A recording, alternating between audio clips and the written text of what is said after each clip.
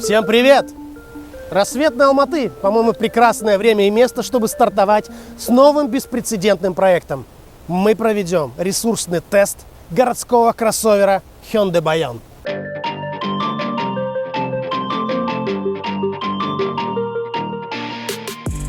Мы будем эксплуатировать этот автомобиль, пока на одометре мы не увидим пробег в 10 тысяч километров.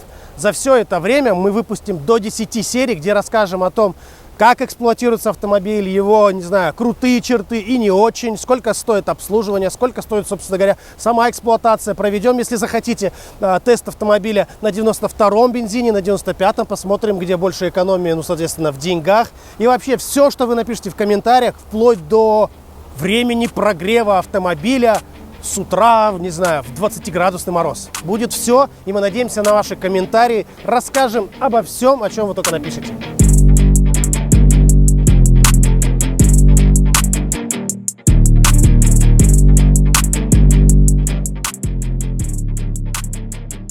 Bayon, что за Bayon? Ну, модная штучка Bayon. Размер небольшой у Bayon. Платформа i20, Hyundai i20. Габаритные размеры 4 с лишним метра. Багажник 400 плюс литров, что, кстати, неплохо. Мне 175 сантиметров роста. Сзади, усаживаясь, норм. Наверное, 1,80 м тоже будет, может быть, даже 1,85 м.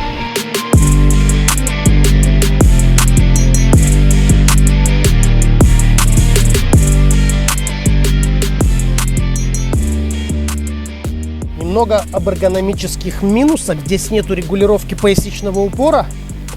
Сиденья здесь топовые, спортивные, удобные, но хотелось бы, чтобы была регулировка. Поэтому в следующей серии мы купим подушечку специальную, ортопедическую, и проверим, как это работает. Расскажу, сколько она стоит. Далее смотрим на стеклоочиститель лобового стекла. Вот левый стеклоочиститель сантиметров 6 оставляет, не доходя до кромки лобаша слева. И хотелось бы, конечно, чтобы вот сейчас машина чистая, когда, грязь, слякоть, здесь такая полоска идет. Поэтому решаем ее вот таким вот, наверное, способом. Ну, по крайней мере, он работает. Мы не зря находимся на заправке. 5-й бензин. О, она волнуется, потому что ключ у меня. Я скоро приду. 5-й бензин стоит 225 тенге за литр. У меня расход 8 литров на 100 километров. Это город и область. Сейчас машина прошла 3000 километров. Исчисления у нас следующие. 54 тысячи у нас ушло на бензин.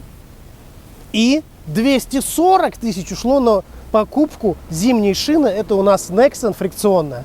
Итак, сегодня, вот если бы сейчас у вас был этот автомобиль, вы прошли 3000 километров и купили бы корейские шины, заправляли 95-м бензином за 225 тенге, то у вас бы ушло 294 тысячи тенге расходов. Да, там есть еще, наверное, парковка, платные дороги и прочее, но в целом по эксплуатационным расходам это так. И мы ничего не платим за сервис, и мы ничего не будем платить за ТО вплоть до 50 тысяч километров или 60 месяцев. Потому что, покупая Hyundai сегодня новый, вы получаете первые 5 ТО бесплатно. То есть масла, фильтра, что бы там ни было по сервису диагностики, вы ни за что не платите. И это такой крутой подарок. Я считаю, что сегодня, когда сервис и те же самые расходники стоят, недешево, но это прям подарок из подарков. И, кстати, зацените цвет Mangrove Green.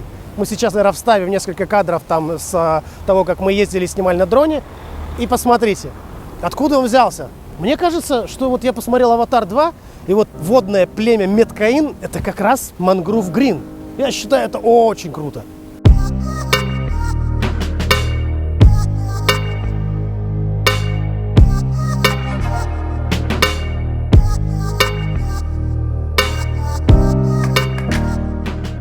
Ну и касательно вот этих всех парковочных дел, во-первых, радиус разворота тут довольно компактный, скажем так, 5,2 метра.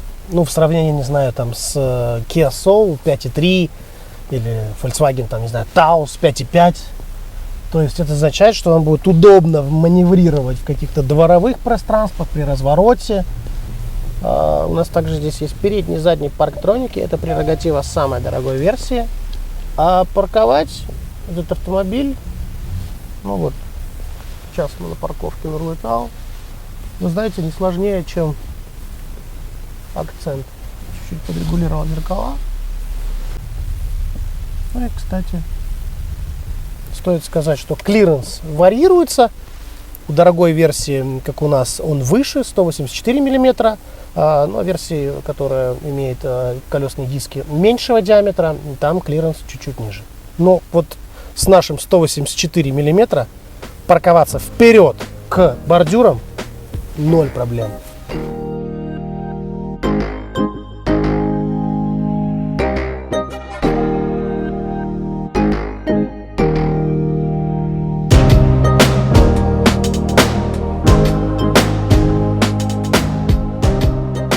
Ну и, конечно, хотелось бы проверить с 0 до 100. 95-й бензин, положение D, газ в пол. Легкая пробуксовочка была, легонькая. 60. Я не жду чудес от мотора 1.4 атмосферного. 100. Но скажу вам, что мы проехали 14,88. В принципе, вполне окей, потому что заводской показатель 13,7. А у нас аппаратура, а у нас оператор. Поэтому будем считать, что оператор нам подарил еще 1 секунду. Вполне нормально для мотора 1.4, 100 сил, атмосферный и вес в районе там 1200-1200 с чем-то килограмм.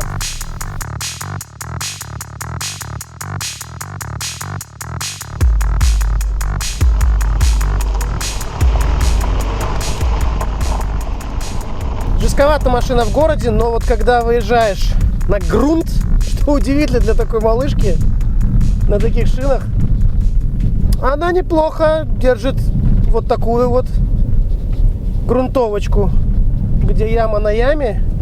Ей не страшно идти, причем провоцирует, что удивительно. Чем едем быстрее, тем хочется ехать быстрее. То есть, да, есть стуки, но нет пробоев. И вот есть такое чувство, знаете, что она держит грунтовку, она выдерживает, и ей даже нравится это.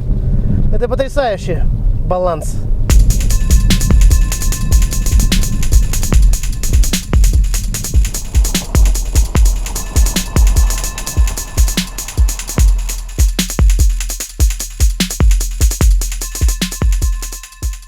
Да, кроссовер у нас переднеприводный, но мы все-таки приехали в наше знакомое местечко близ поселка Косозень, чтобы, ну, может быть, если не в натяжку, то с разгончика заехать на нашу горочку, на которой чаще всего, конечно, встречаются только полноприводные автомобили. Но сегодня вот приехали мы на переднеприводном кроссовере. Попробую взять нашу горочку. Погода тут замечательная, ветер сильнейший. Ты его сейчас сразу сбоку бери, вот как нравится всем. Говорит, снимайте сбоку, чтобы видно было пробуксовку. Так, пока я на рабочей стабилизации, она активирована у нас. О-о-о-о. Мы заехали. Сейчас объедем наше красивое дерево. Попробуем еще разок. Попробую отключить систему стабилизации, но как видно, что песок подмерз, и вот по снегу шины нормально гребут. И поэтому есть у нас возможность, собственно говоря, заезжать сюда. Потому что, летом на этом песке мы бы встали в самом начале. Давайте включим систему стабилизации. Точнее, отключим. Все, антипробукс. И система устойчивости откл. Чуть-чуть гуляют кустики под днищу. Ну давайте. Чувствуете, да, какая пробуксовочка пошла? Их привода там прям мучаются. Вообще без проблем. Давайте последний раз. Мне очень интересно заехать по другому профилю. Вот где мы сейчас съезжаем вниз. Я повторюсь, это никакой не оффроуд, это не тест шин. Просто хотелось сюда приехать и думал, что мы приедем, посмотрим на горку, да, и такие, все, поехали домой. Оказалось, нет. Оказалось, что благоволят нам то ли хорошие корейские фрикционные шины, то ли погода. Так. здесь развернемся. Да. Я сейчас с правой стороны буду заезжать. Здесь дрон это возьмет, потому что для меня это сюрприз. Надо, наверное, предупредить, дисклеймер небольшой, то что если вы не уверен сидеть за рулем, то вот это делать не нужно. Я более-менее чувствую себя уверенным, и я знаю эту местность. Так, давай.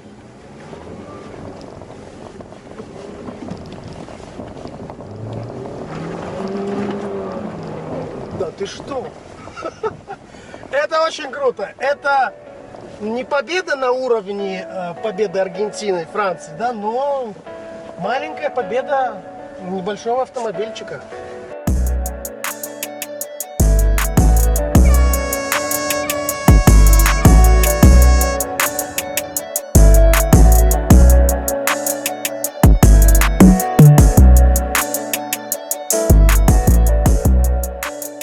Машина компактная на сегодня, это самый компактный такой, знаете, сити-кроссовер компании Hyundai.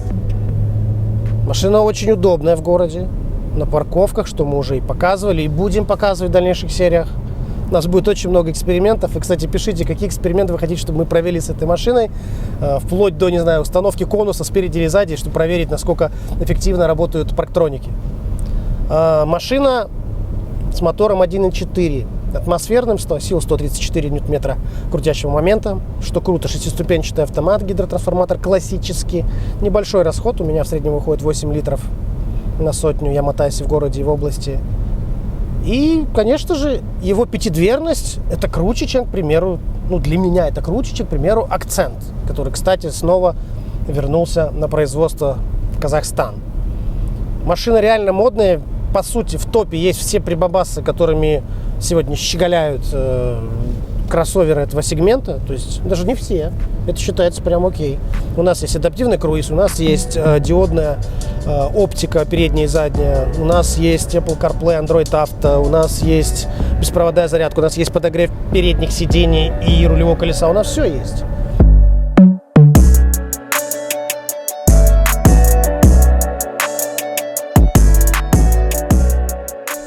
Ну и, конечно, всех интересует расход топлива, потому что заводские данные, чаще всего не бьются с тем, что происходит в реальной жизни, особенно у нас в Казахстане с нашим топливом, кстати.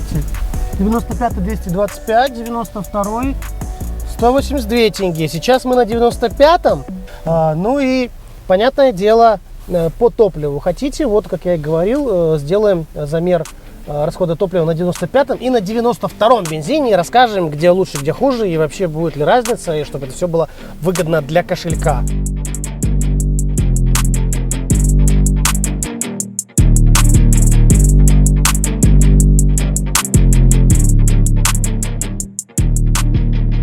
Вы знаете, я сам жду не дождусь второй серии проекта, где мы уже стартанем, собственно говоря, с ресурсными испытаниями этого автомобиля. Потому что все-таки первая серия — это некоторый интродакшн, то есть ознакомление, с чем мы будем работать, то есть объект нашего проекта. Поэтому в ближайшее время ждите вторую серию проекта «Ресурсный тест Hyundai Bayon».